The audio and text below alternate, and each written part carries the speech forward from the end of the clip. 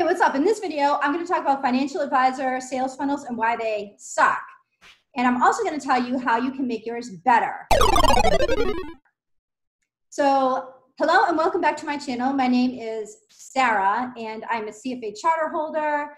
I, for many years, was myself a financial advisor.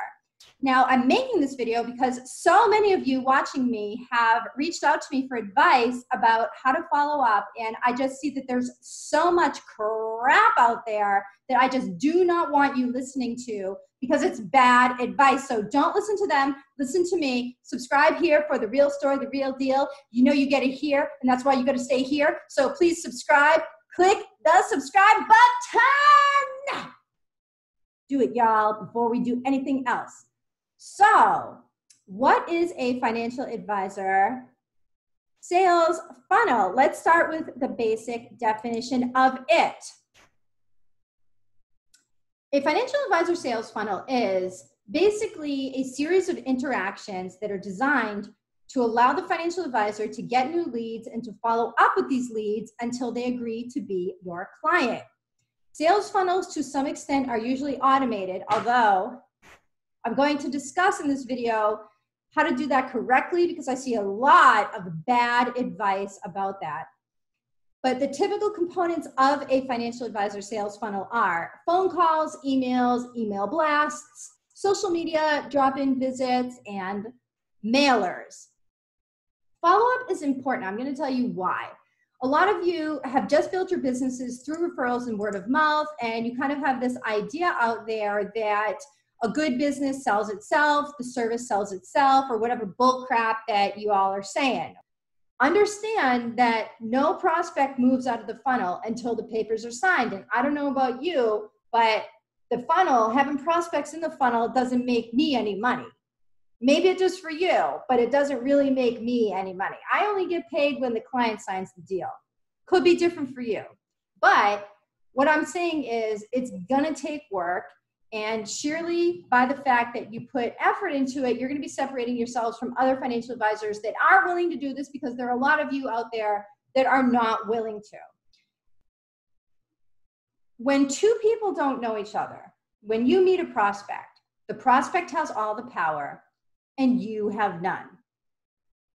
Even if it's the best referral in the world, the prospect is the one that has the goods, and you're the one that has to convince them to let you manage them. So they have all the power and you have none. The follow-up process is the process through which you have to gain some of that power. And you do this by getting the prospect to give you information that you can then leverage to build trust. During the sales follow-up process, when you're moving these prospects along in the sales funnel, the critical exchange of information should happen if you want to be allowed to build trust with the prospect. If no information is exchanged, if you can't get the prospect to give you information, then you will get no power over them. If there is high information exchanged, if you're able to get them to tell you things about them, then you will gain power over them and eventually be able to close the deal. Now, with every interaction, you gain information little by little. With every interaction, you gain the trust little by little. So I don't want you to look at the sales funnel like something painful. It should be fun. In fact, the word funnel has the word fun in it. But you have to approach it that it's a process of getting to know each other rather than that you're gonna shove some information at them and hope that they just turn around and decide to FedEx over the contract signed, okay? If you're looking at it like that, you're really not doing justice to the process. You have to honor and respect the process of little by little through every interaction, gradually getting to know the prospect and allowing them to get to know you. So, by the way, did you subscribe to my channel yet? Because I have future videos on this that I'm going to be making, and I also have other playlists that you could watch about financial advisor lead generation and marketing. So, the financial advisor sales funnel. let's think about what the prospects need to see or experience in the sales funnel, okay? So the first thing is you should get a way to get leads into the sales funnel. And you can go about it a variety of ways. I made a video about how financial advisors create leads. But however you do it, whether it's social media, in-person networking, email newsletters, or referrals, once you get them into the funnel, that's one thing, okay? But in order to get them into the funnel, a lot of times you're going to have to use what's called a lead magnet. So a lead magnet would be giving them something of value, usually a document that they download. And in exchange for that thing of value, they provide you with ding, ding, ding information, such as their email address. Usually it's their email address. Now you need a really great lead magnet. Examples of lead magnets that aren't great, they're kind of typical for financial advisors to use, would be like some kind of a retirement cash flow planner, retirement income calculator worksheet, or a sample investment policy statement. All of these are lead magnets that I've seen financial advisors use in the past. Doesn't really matter what it is as much as it should be really compelling. You don't have to give the whole world away, but it should at least give them something where they're looking at it like this was of value and this creates questions for me that I perhaps should contact this financial advisor about. Now, next, how do you move people along in the funnel? This is another thing that financial advisors really get stuck with. I've not seen a lot of creativity here. Typically, a financial advisor will just try to email or voicemail and say, oh, I'm just touching base, just checking in. I mean, so boring. And what opportunity does that create for them to receive information from you and for them to give you information that you can use to build trust? It really doesn't. So what you want to do is you want to get creative with it and kind of take them off guard and be a little bit more compelling. So how about liking their Facebook page?